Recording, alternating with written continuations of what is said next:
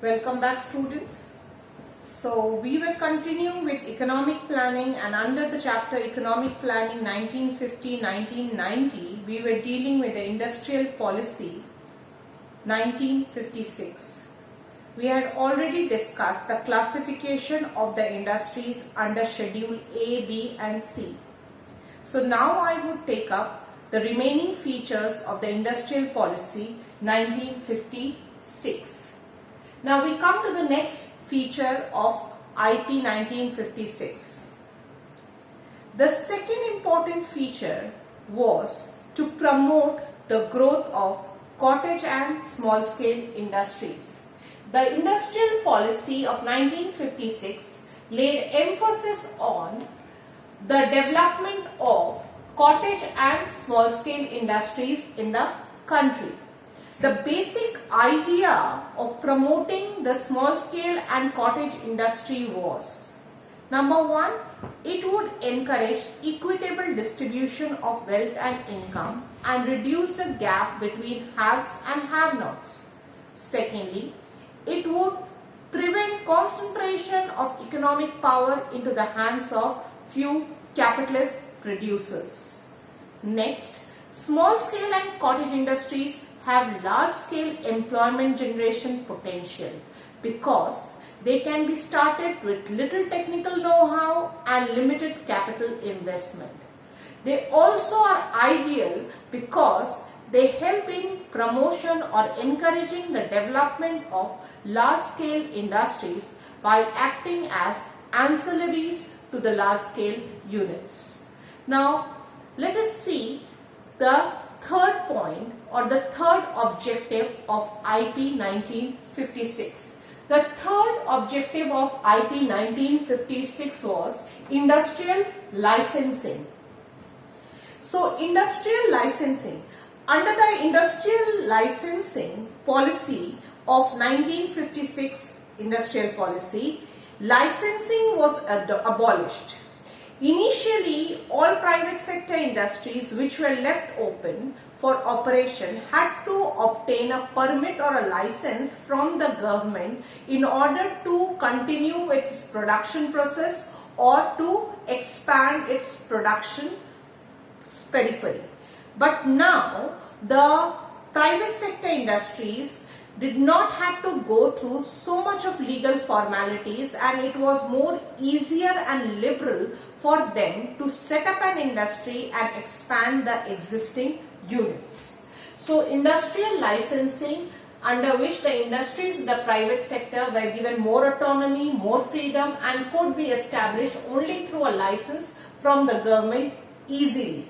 So the legal formalities were minimized. Next, industrial concessions. Many benefits were given to the private entrepreneurs or to the private producers for setting up of industries in the backward and underdeveloped areas through giving subsidies, tax concessions, etc. The industrial concessions were offered to the private entrepreneurs for setting up industries in backward regions by factors like tax rebate, concessions, etc. as I explained. These were the major features of the industrial policy, and we'll come to the fifth one now. Okay, so we have only four important features of the industrial policy 1956, and now we would see the reason why the government encouraged or promoted the cottage or small scale industries. The cottage or small scale industries were given encouragement under the IP 1956, as we have discussed. Small scale industries presently defined as one whose investment does not exceed 5 crore. Now the important characteristics or the important features why small scale industries play a significant role in development of a economy like India with limited capital at its disposal. Number one, they are labor intensive in nature. Since they are labor intensive in nature, they have large scale employment potential.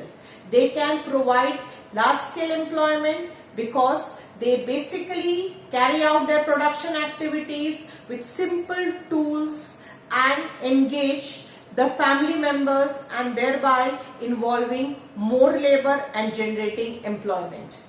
Next, self-employment. It helps people to go for self-employment avenues. It can be started with limited resource, limited capital, limited knowledge, limited technology, and thus people can take up these small scale and cottage industries and generate self-employment opportunities for themselves. Next, less capital intensive. They require less amount of capital as an initial startup, hence can be easily set up for generating employment. Export promotion. They produce different kinds of goods like handicraft goods, artifacts, clothes, garment, textile. One of the important small scale industries that we have is Khadi Gramodyog industries. Goods produced by these small scale industries are highly on demand by the neighboring countries and other foreign countries. So these goods are exported in large bulks and are helpful in generating foreign revenue. Then, seed beds for large scale industries. They act as feeder industries by providing spare part and ancillary units to the large scale industries. Large scale industries require different types of spare items, equipments which are manufactured by the small scale industries and later used up by the large scale industries in manufacturing finished goods and semi-finished goods. Shows location flexibility. It can be easily set up in the remote and backward areas with limited resource, limited tools, limited means. Hence, they can play an important role in bringing about industrialization in those areas where we don't have large scale and heavy industries, and thereby bringing about integrated industrial development of the whole economy.